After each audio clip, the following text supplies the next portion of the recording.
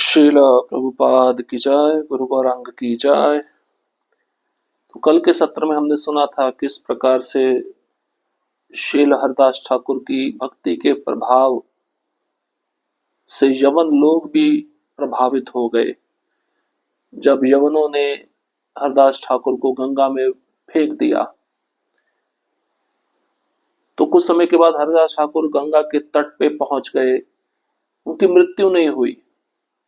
तो यवनों ने जब हरदास ठाकुर को जीवित देखा तो वे समझ गए अवश्य ये कोई महान संत है, महान पीर है। और जिन यवनों ने हरदास ठाकुर के प्रति दुर्व्यवहार किया था उनका तो नाश हुआ ही, साथ ही साथ उनके वंश का भी नाश हो गया।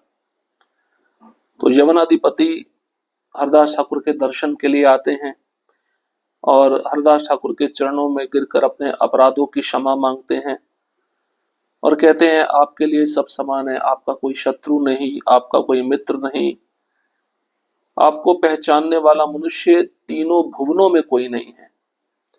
अब आप अपनी इच्छा से प्रस्थान कीजिए, कहीं पे भी रहिए, आपकी जो इच्छा है उसको पूर्ण कीजिए। यवन भी हरदास ठाकुर के चरणों का दर्शन करके विमुग्ध हो गए। तो भक्ति ऐसी होती है कि दूसरे के हृदय पर छाप छोड़ दे या दूसरे के हृदय का परिवर्तन कर दे। इतने क्रूर होते हुए भी यवन लोग हरदास ठाकुर की भक्ति से प्रभावित हो गए और हरदास ठाकुर फिर फुलिया ग्राम में प्रवेश करते हैं, वहां के ब्राह्मणों से मिलते हैं, हरिनाम संकीर्तन करते हैं और हरदास ठाकुर कहते हैं कि मैंने विष्णु भगवान की निंदा सुनी थी, उस निंदा का परिणाम मुझे दंड के रूप में मिला, इसलिए मेरा बहुत बड़ा दोष हुआ, मुझे ज्यादा प्रताड़ना मिलनी चाहिए थी, लेकिन भगवान ने कृपा करके मुझे कम दंड दिया है, तो ऐसा पाप मुझसे दोबारा ना हो। इस प्रकार की बातें हरदास ठाकुर उन ब्राह्मणों के साथ कर रहे थे।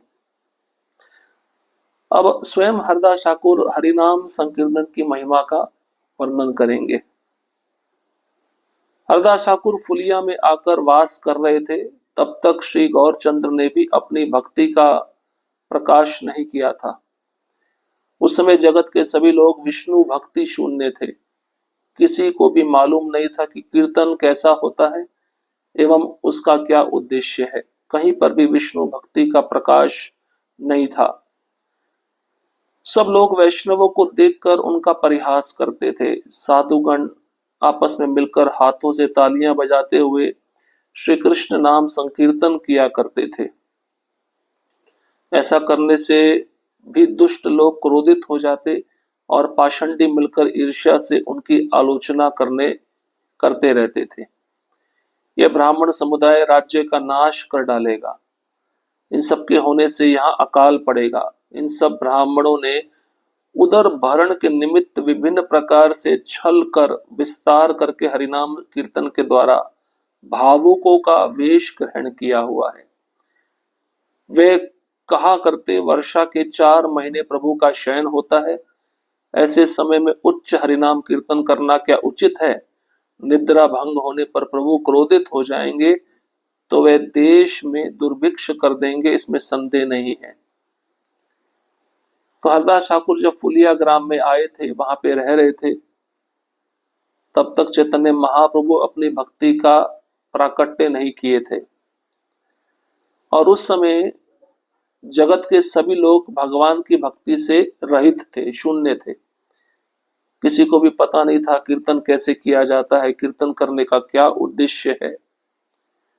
कहीं पर भी विष्णु भक्ति देखी नहीं जाती थी। सब लोग भक्तों को देखकर उनका मजाक उड़ाते थे।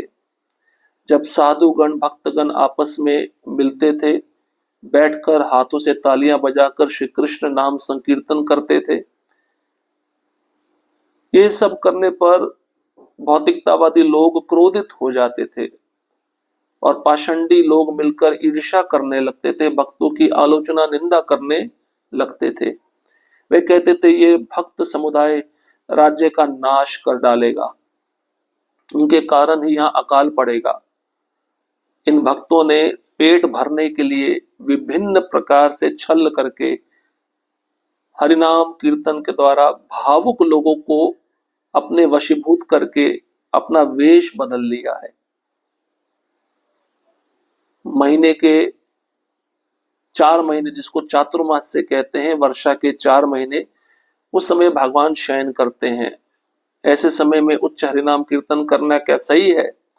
अगर ऐसे समय में ऊंचे नाम स्वर का कीर्तन होगा तो भगवान की निद्रा, भगवान की नींद टूट जाएगी, भंग हो जाएगी और भगवान क्रोधित हो जाएंगे, और ऐसा होने पर देश में दुर्भिक्ष होगा, इसमें कोई संदेह नहीं। ऐसा कौन लोग सोचते थे जो अभक्त थे? तो भक्तों के विषय में ये अभक्त लोग ऐसा सोचते थे, इनके कारण ही हमारा नाश होगा। जबकि भक्त एक साथ मिलकर हरिनाम करते थे। हरिनाम करने से तो सभी जीवों का कल्याण होता है। कोई कहता यदि धान्य के मूल्य कुछ तेज हुए तो इन सबको गर्दन से पकड़कर मारूंगा। कोई कहता एकादशी में रात्रि जागरण करके श्री गोविंद नाम उच्च स्वर से उच्चारण कर ले, किंतु प्रतिदिन उच्च स्वर से श्री हरिनाम कीर्तन करने से क्या लाभ है? यह सुनकर यद्यपि सभी भक्तों को बड़ा दुख होता था, तथापि कोई भी हरि संकीर्तन नहीं छोड़ता था। लोगों का भक्ति योग में ऐसा अनादर देखकर हरदास भी मन में दुखी होते थे। तब भी हरदास ठाकुर उच्च स्वर से प्रभु का नाम संकीर्तन करते रहते थे, किंतु वे लोग इतने अधिक दुष्कृति और पापी थे कि उच्च हरि संकीर्तन को भी नहीं सुन पाते थे। अब कोई कहता कि इनकी वजह से अगर वस्तुओं का दाम बढ़ गया तो मैं इनको पकड़कर मारूंगा। कोई कहता एकादशी के रात में जागरण करके भगवान गोविंद का नाम उच्च स्वर में लेकर इनसे क्या लाभ हमको मिलेगा। तो इस प्रकार से दुर्वचन भक्त लोग सुनते थे और ये सुनकर भक्तों को बड़ा दुख होता था। फिर भी भक्तगण हरिनाम संकीर्तन नहीं छोड़ते थे। लोगों का भक्ति योग में ऐसा अनादर देखकर हरदास ठाकुर के मन को भी दुख पहुंचता था। तब भी हरदास ठाकुर उच्च स्वर से प्रभु का नाम संकीर्तन करते रहते थे। किंतु ऐसे लोग जो अधिक दुष्कृति हैं, अधिक पापी हैं, उच्च हरिनाम संकीर्तन को सुन नहीं पाते थे। जब व्यक्ति का पाप बढ़ता है ना, वो अधिक दुष्ट प्रवृत्ति का बनता है, तो हरिनाम उसके सामने कोई भक्त ले रहा है तो हरिनाम उसके कानों तक पहुंचता ही नहीं है, वो हरिनाम को सुन नहीं पाता। एक दिन हरि नदी गांव का निवासी एक दुष्ट ब्राह्मण शील हरदास ठाकुर को देखते ही क्रोधित होकर कहने लगा, अय हरिदास एक ही व्यवहार तुम्हार, डाकिया ये नाम लहा की हेतु इहार। चैतन्य भागवत आदि लीला 16वां अध्याय श्लोक क्रमांक 267। हे हरिदास, ये तुम्हारा कैसा आचरण है? जो तुम उच्च स्वर से नाम लेते हो, इसका क्या कारण है? दुष्ट प्रवृत्ति का ब्राह्मण है। हरदास ठाकुर के पास आते ही उनको देखकर क्रोधित हो गया और कहने लगता है, तुम्हारा आचरण कैसा है? ऊंचे स्वर में नाम लेते हो, इसका क्या कारण है? मने मने जपीबा यही से धर्म है, डाकिया लेते नाम कौन शास्त्र का है। मन मन में नाम जप करना चाहिए, यही धर्म है। उच्च स्वर से नाम लेना किस शास्त्र में कहा गया है? तो दुष्ट ब्राह्मण हरदास ठाकुर को कहते हैं, जब तो मन में किया जाता है, उच्च स्वर से नाम लेना अच्छा नहीं है। कहां पे बताया गया उच्च स्वर में नाम लो?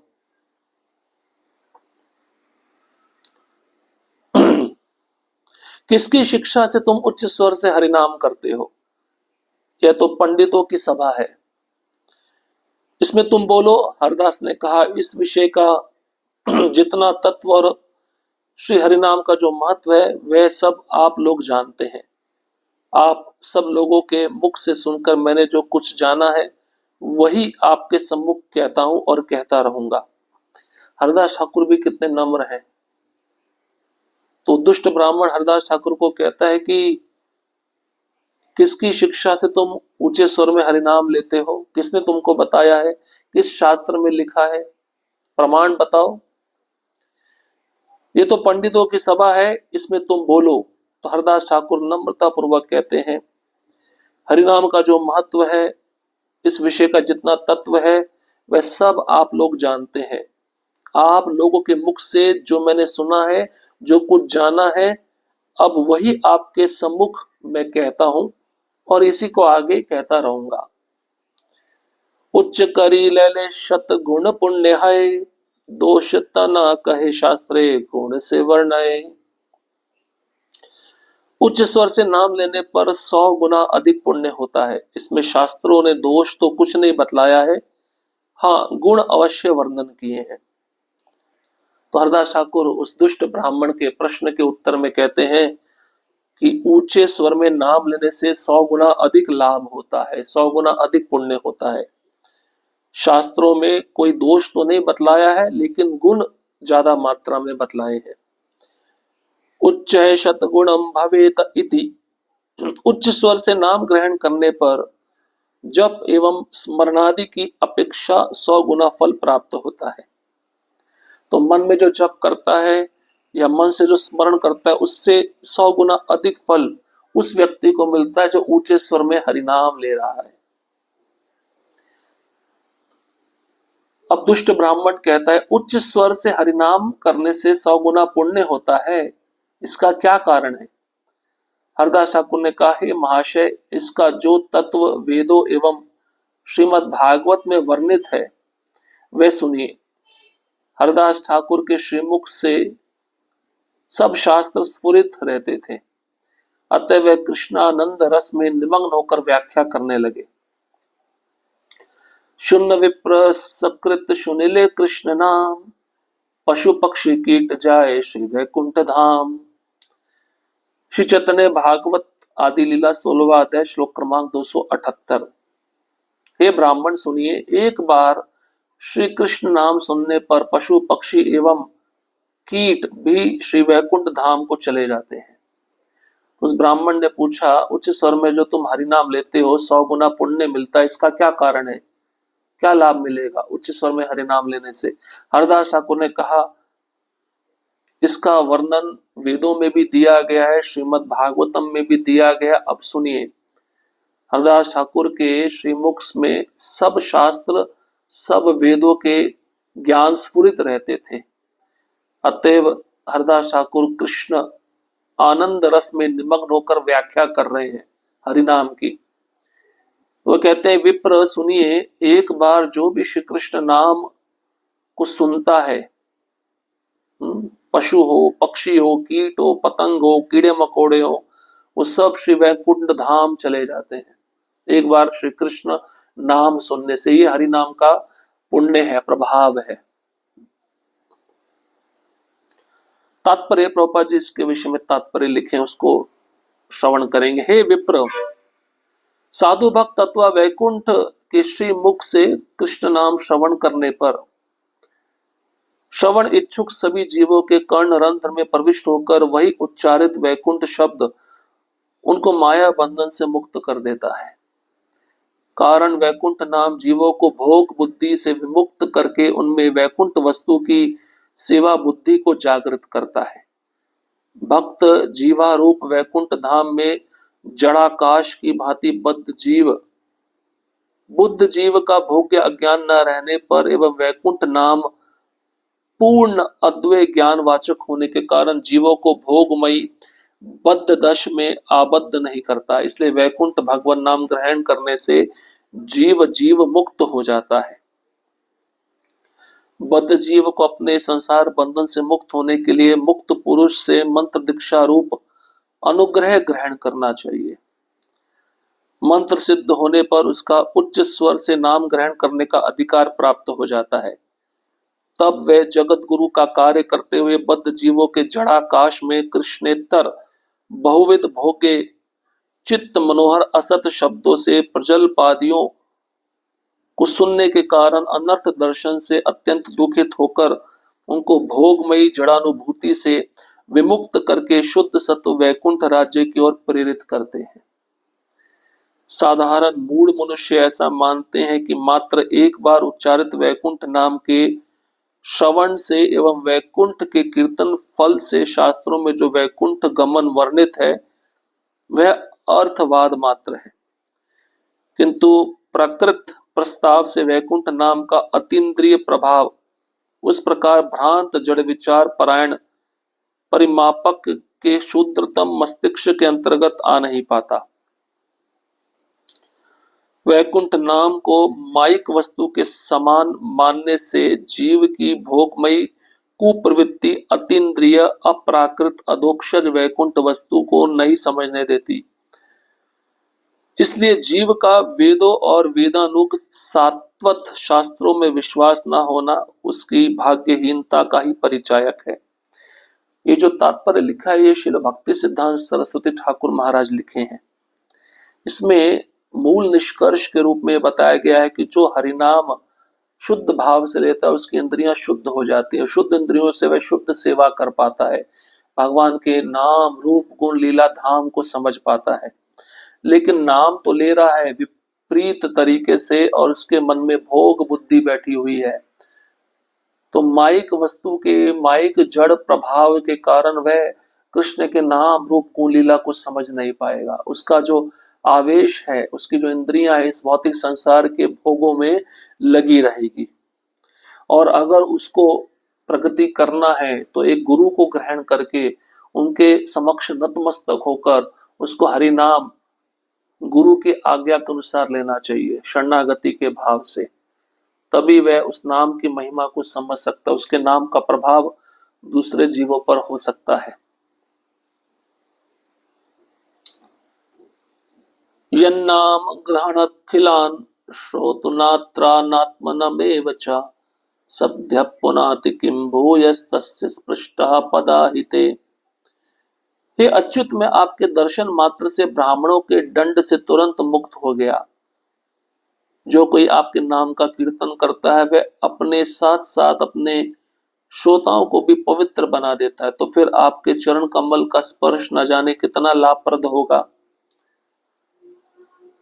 तो एक भक्त भगवान के चरणों में गिर कर स्तुति करते हैं कि आपका दर्शन प्राप्त करने से ही ब्राह्मण गण दंड से तुरंत मुक्त हो जाते हैं, और जो ब्राह्मणों के प्रति अपराध किया है वो भी अपने अपराध के फल से मुक्त हो जाता है केवल आपका दर्शन करने मात्र से। अब जो कोई आपके नाम का कीर्तन करे और अपने अपने साथ साथ श्रोताओं को भी आपका नाम सुनाए, बोलने वाला जो वो भी पवित्र होता है, सुनने वाला है वो भी पवित्र होता है, तो फिर आपके चरण कमल का स्पर्श न जाने कितना लाभ प्रदान करेगा। तो इस प्रकार से भक्ति इतनी शुद्ध बना देती है व्यक्ति को कि वह भक्त सब पापों के फलों से मुक्त हो जाता है और उसके हृदय में भोग इच्छा समाप्त होकर भगवान के प्रति प्रेम जागृत होने लगता है। और ये नाम ऐसा है कि इसको उच्च स्वर में लिया जाए तो पशु पक्षी कीट पतंग भी इस हरिनाम को सुनकर अपना देह छोड़कर वैकुंठ धाम वापस जा सकते हैं। इसलिए हरदास ठाकुर उस विप्र को हरिनाम की महिमा का विस्तार पूर्वक वर्णन कर रहे हैं। तो हरदास ठाकुर अभी और भी वर्णन करेंगे कि हरिनाम कितना श्रेष्ठ है और उच्च स्वर में क्यों लिया जाए, इसके पीछे क्या कारण है। तो बाकी बचे प्रसंग को हम अगले सत्र में श्रवण करेंगे। हरे कृष्ण कृष्ण कृष्ण हरे हरे, हरे राम राम राम हरे हरे। श्रील प्रभुपाद की जय, गुरु गौरांग की जय।